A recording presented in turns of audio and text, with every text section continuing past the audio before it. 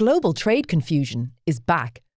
A Supreme Court decision to nix President Trump's sweeping tariff program and his decision to introduce new levies have US trading partners scrambling for answers. It's no wonder they want to reduce their dependency on America. De-risking is their policy mantra. It's become one of the defining ideas in global trade. But what does it actually mean in practice? And what implications does it have for the global economy? Let's try and find out. It's what we do on Reuters Econ World. Every week we go deep on an economic principle or idea driving the biggest news around the world. On this week's show, de-risking.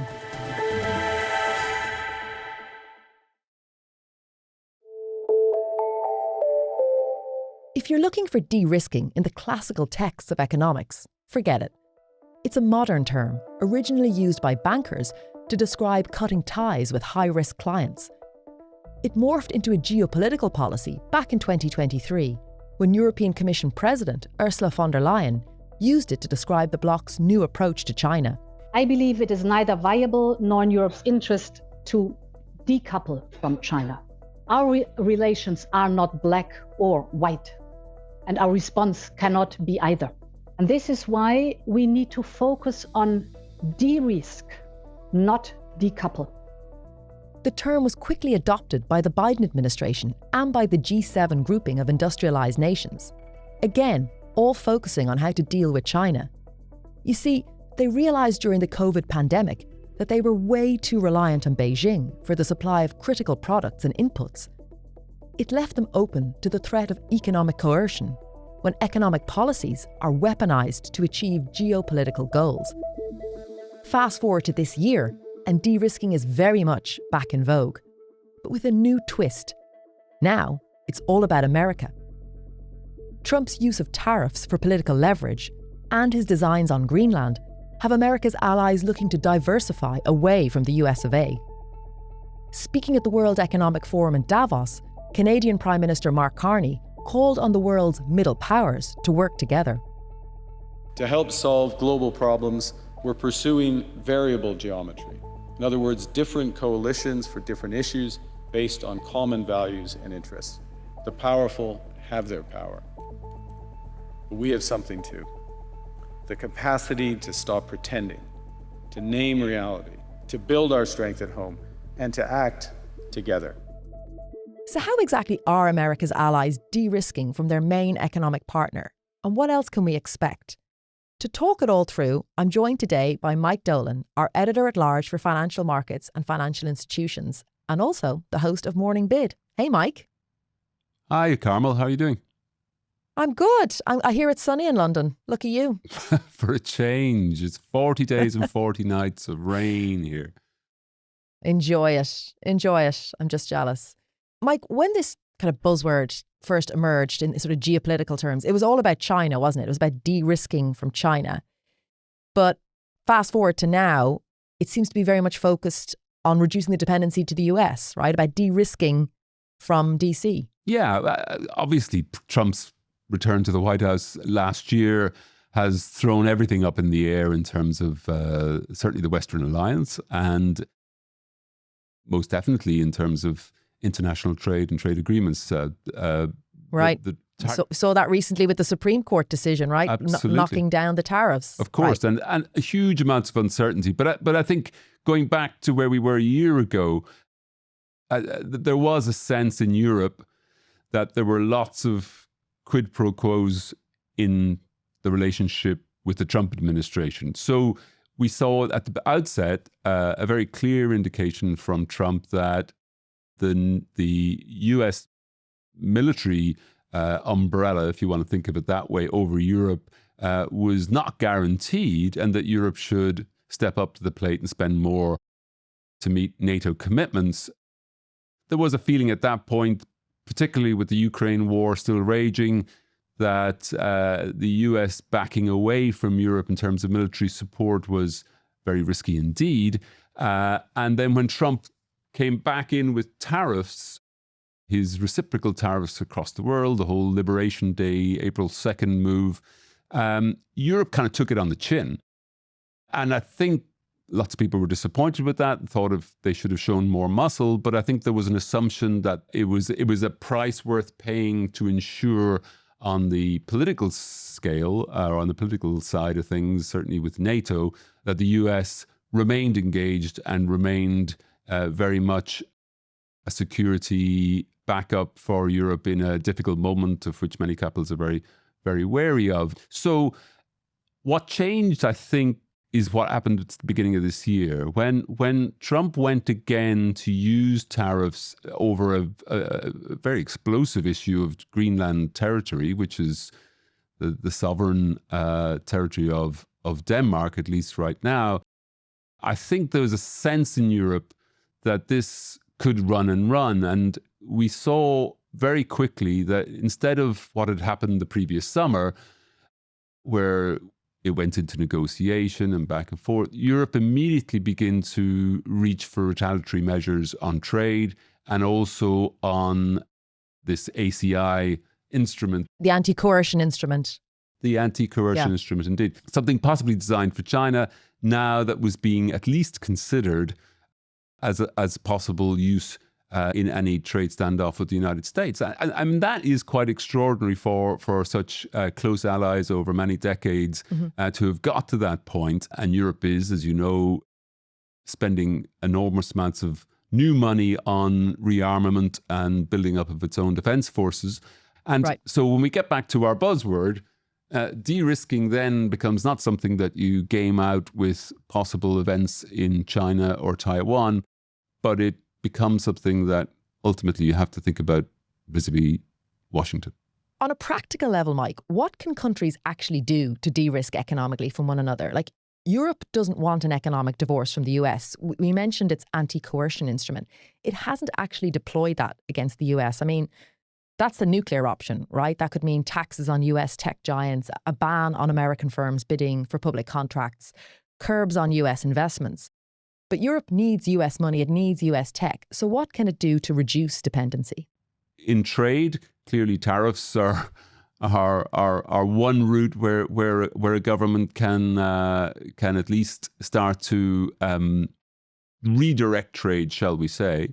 Right. But certainly within business investment, if a government wants to redirect its businesses, it can do so. And there was a very big impact from that, if you remember back in the day.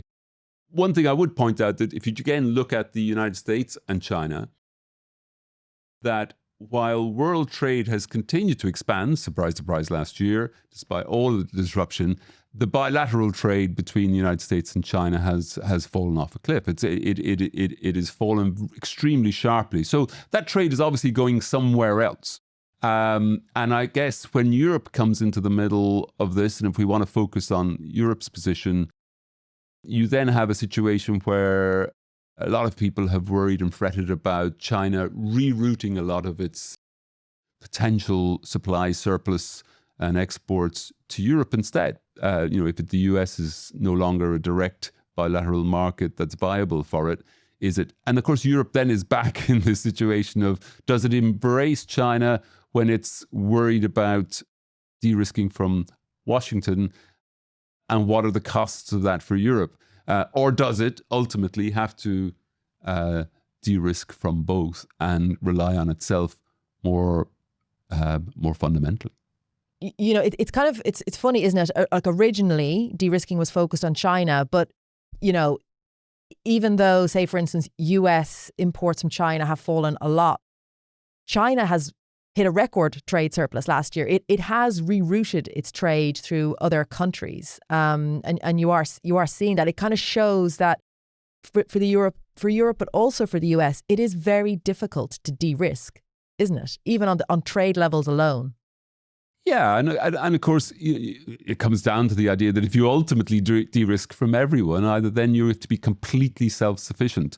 And I think there are aspects of the European direction, for example, that are going there. I mean, there is a very long and deep examination of how does Europe compete with United States on things like digital and on AI and all of the explosive transformation that's going on in the tech space.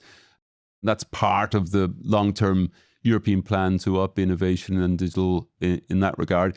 Also, in terms of Europe's vulnerability to energy. Clearly, with the Russian gas supplies cut off, Europe quickly turned to LNG as a possible replacement. A lot of that came from the United States. If that comes into a de-risking mode, where does all the LNG come from? And does Europe then have to double down on some sort of self-sufficiency in things like renewables and that world that it's investing heavily in? I mean, these are big bills for Europe to pay, right? Like for years, they've been able to outsource their defense to the US and their energy needs to Russia and a lot of industrial power to China. Now they're trying to reshore a lot of capacity in all three areas. So we've seen Europe invest billions in new weapons, as you said. Plus, we've seen money pour into renewables. France is spending big on nuclear.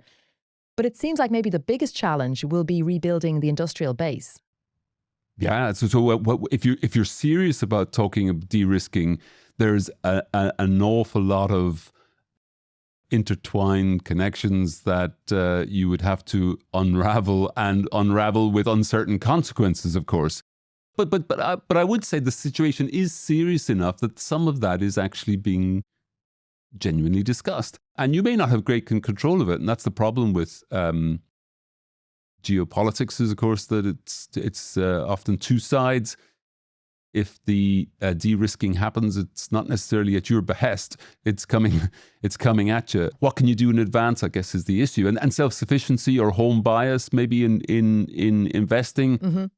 Can you prod or cajole your own investment world to remain at home? I mean, one way you can do it is, as Europe has talked about kind of continuously for the last 18 months or so, that this Draghi plan and building out its own capital markets, this savings and investment union, which is this is the idea from the former president of the European Central Bank, Mario Draghi, talking about Europe deepening its capital markets, lowering wider pools of investment. Yeah, and that there is significant progress on that. It's not on the Never Never Land. And I think the Draghi report, which talked about an additional, perhaps, €1 trillion annually of investment. When it was released in 2024, people kind of looked into the middle distance and stared at their shoes and kind of thought it's never going to happen. Here we go again. This is absolutely correct, but it's never going to happen. And yet, within 6 months and an arrival of Trump in the White House, everyone thinks this has to happen. It's not an if or a but. And we could see, €1 trillion of German expenditure on defense and infrastructure being earmarked, which is about to hit this year in earnest. Okay, quiz time. British Prime Minister Keir Starmer recently met Chinese leader Xi Jinping in Beijing for talks on deepening economic ties. But what did Starmer gift Xi? Was it A, a cricket ball, B, a soccer ball, or C, a croquet ball? I'll have the answer for you at the end of the show. Up next, we look at how China is a winner from the De-risk America movement. Mike, is de-risking against China over? Like I'm talking to you in a week when, German Chancellor Friedrich Merz is visiting China. We've already seen, Mark Carney from Canada, Keir Starmer from the UK, all heading to Beijing to do deals with China. Is de-risking against China gone now? No, I would say, but I think Europe certainly realizes, and the rest of the G7, if you want to think of it that way, if you include Mark Carney, who I think lit the touch paper in Davos with that speech around the middle powers, caught between the kind of warring big elephants, if you think of the United States and China. So which side do you lean against? And I think the signaling about the visits to Beijing was more important than any deals that were done there. I think if you try to figure out new deals or things that hadn't already been in the works, you'll have to look very, very hard. A lot of it was political signaling for optics to say to Washington that, there is an alternative. So Europe has to play this very, very carefully. There is a reason why de-risking from China was considered in the first place, as we discussed. And some of that is to do with flooding of markets. and rerouting of trade into Europe, which does have its risks in Europe, but long before you get to anything related to national security or to military or spying or any of the issues that have cropped up. I mean, simply China rerouting, say, for example, cheap electric cars into Europe, is potentially devastating for Europe's car industry, for sure. So it's quite a tricky path. It's a dangerous path that Europe is kind of treading right now, right? And China is ultimately a winner from it, right? I mean, will ultimately be a winner.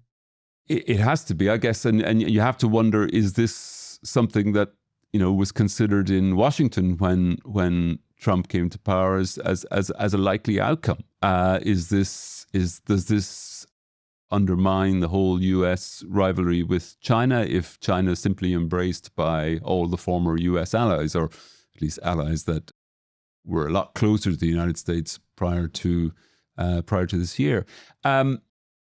So yeah, lots of moving pieces in a complicated picture, but it shows that in a world where lots of these countries, most countries, still hugely dependent on trade, that you can de-risk from one, but not everyone.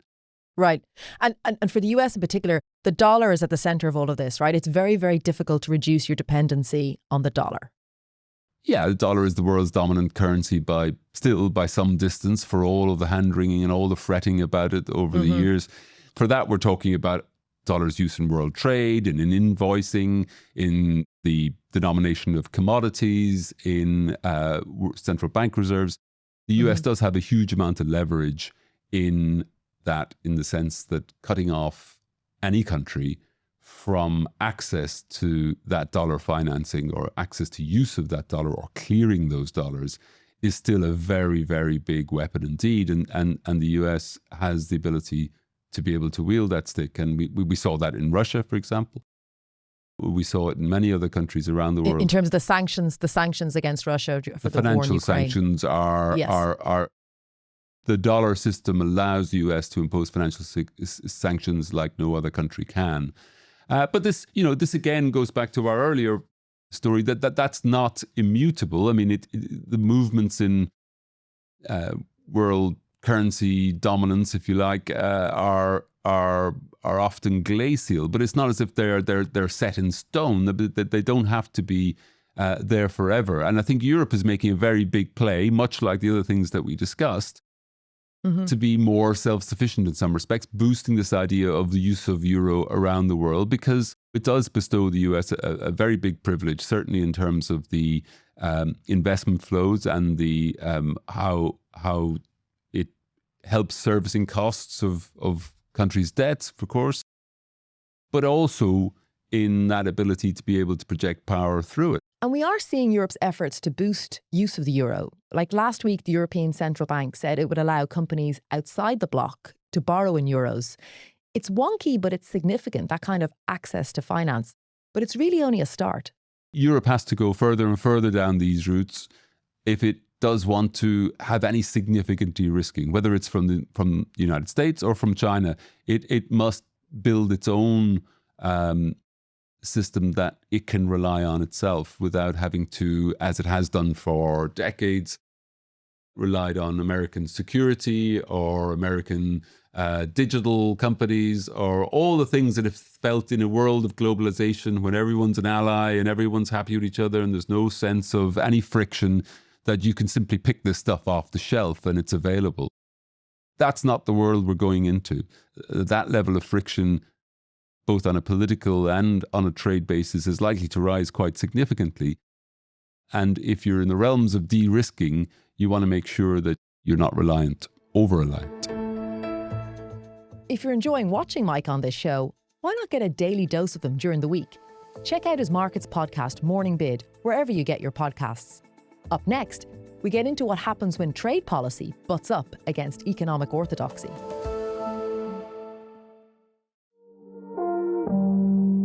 Mike, from an economics perspective, is this de-risking push deeply inefficient, right? Because, according to economic theory, each country should specialize in producing that product which they're most efficient at producing, the whole idea of comparative advantage. This de-risking kind of undercuts that, right?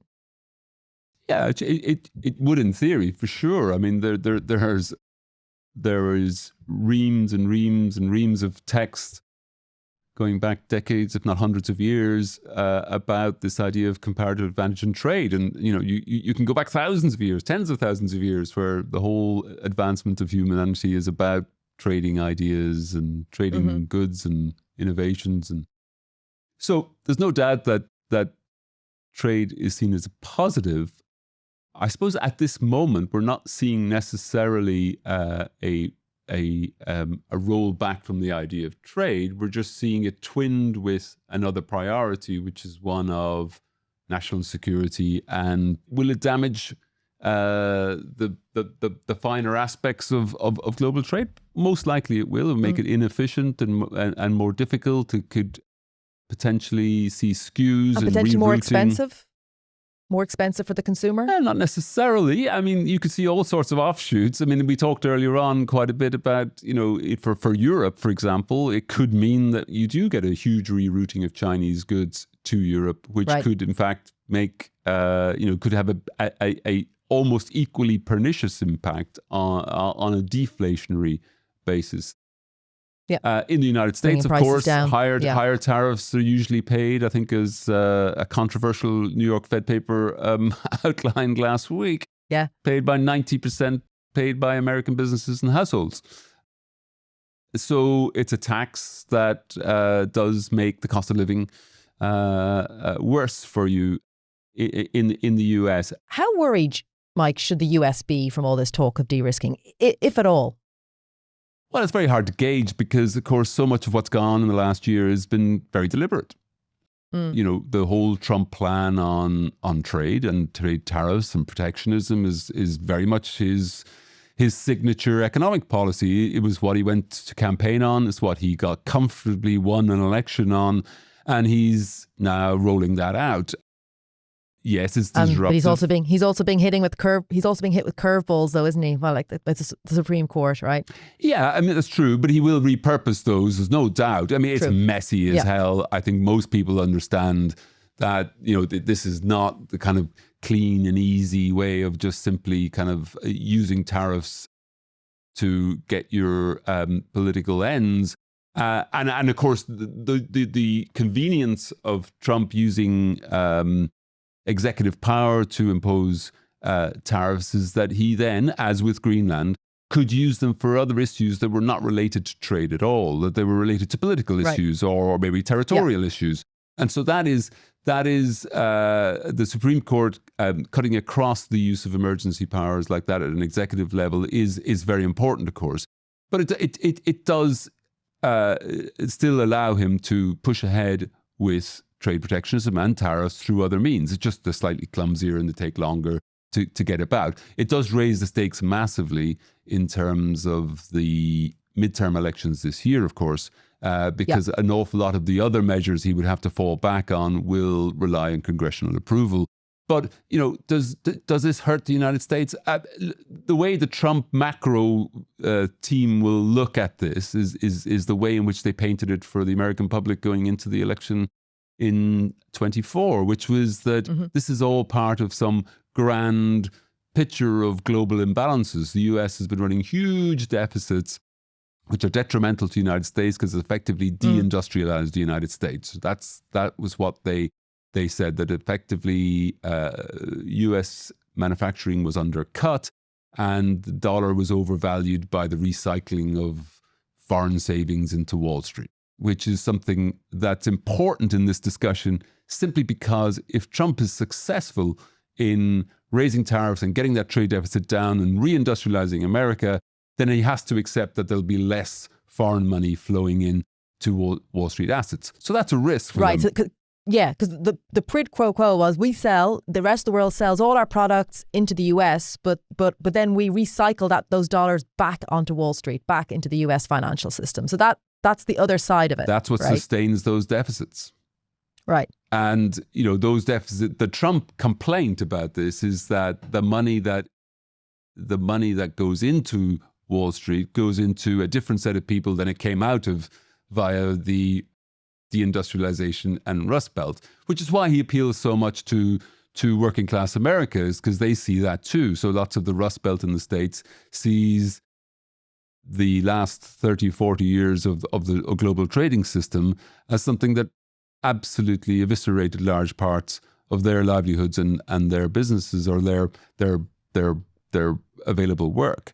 If that recycled money simply goes to the owners of businesses or the owners of stocks and shares, the richest Americans, then it has increased that inequality that Trump claims, at least, that he's now in the process of trying to address. And that's why it's popular.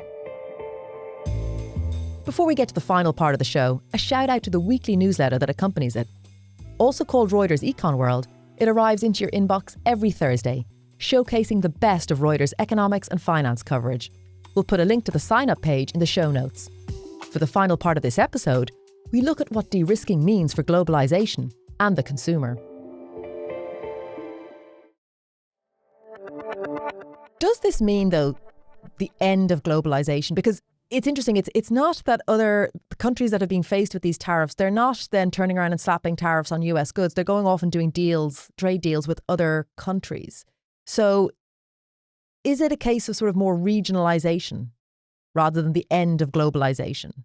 If there were a pat answer to that, I would quite happily kind of pluck it out. But there isn't, because it depends on who you talk to, because it's unfolding in front of our eyes. I mean, it's why the discussion is extremely fluid, to use that word, and people are trying to think it through. It's not inconceivable. However much US wants to continue down the tariff route, other countries are fairly intent on pushing ahead with trade liberalization and greater access for their companies to other areas: Europe, South America, Europe, India, China, Europe, Canada, China. So it's a much messier picture, I guess.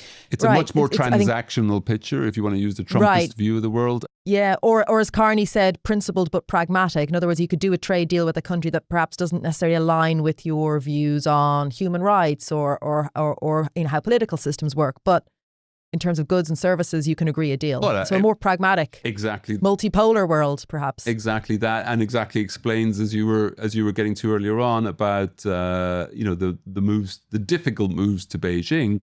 You can go to say, I think, as Keir Starmer said in his visit there last month, that you can't ignore China. China is the second biggest economy in the world, or in some measures the biggest economy in the world, and it's. There are many political issues that you have to deal with, but you can't ignore China. It's just simply not possible. And I suppose, to the same token, you can't ignore the United States. I mean, we say we're talking about it in a world where somehow you can de-risk completely from either. I don't think it's possible, but I do think that the degree of self-sufficiency is, both in terms of trade, innovation, energy, and indeed investment and finance. I think there's no doubt that we're moving into a world where that is now no longer an option. You have to do it. It's a different kind of globalization. As I said earlier on, we've got used to the idea that in the globalized period of the last 30, 40 years, that the world kind of is in this linear opening up of globalization where everything revolves around essentially the United States and the Washington Consensus as a way in which economies go, which ultimately leads to liberal democracy. The Chinese are challenging that. The Russians are challenging that. Many of the big countries in the world, which are considered the big developing countries, economies of the world, are challenging that model. Mike, there's a theory, it's actually a political science theory called capitalist peace. And it's the idea that when countries trade with each other openly, they're less likely to have conflict. Is de-risking potentially sowing the seeds for a more dangerous world? Yes, is the answer. But I suppose the counterpoint to that is the whole chicken or egg issue. What is driving what? Is a more fractious world driving de-risking, or is de-risking doing the reverse. Maybe we get into a doom loop, as a book by a very distinguished economist in Washington, Ishwar Prasad, recently outlined. He was talking very clearly that we are potentially in a doom loop because we move from this world of cooperation and multilateralism into one of rivalry and competition, which inevitably ends in difficult places, to say the least. But do we need trade to keep world peace? It certainly helps when you've got something at stake. When that goes away, it's much easier to take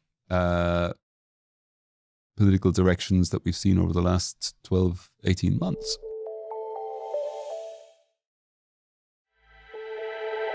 A big thank you to Mike for his time and insights. Remember to catch his daily markets show, Reuters Morning Bid, wherever you get your podcasts. And you can find his columns on Reuters.com and the Reuters app. Now for that quiz. I asked you what British Prime Minister Keir Starmer gifted to Chinese President Xi Jinping. Was it A, a cricket ball, B, a soccer ball, or C, a croquet ball? And the answer is B, a soccer ball. In fact, it was the ball from a recent match between Manchester United, which is Xi's favourite team, and Starmer's club Arsenal. Man United beat Arsenal 3-2 in the clash. This is Reuters Econ World. Every week we go deep on the economic principles or ideas driving the biggest news around the world. If you want to tell us what you thought of this week's show, drop us a line in the comments section of your favourite podcast platform or reach out to me on LinkedIn.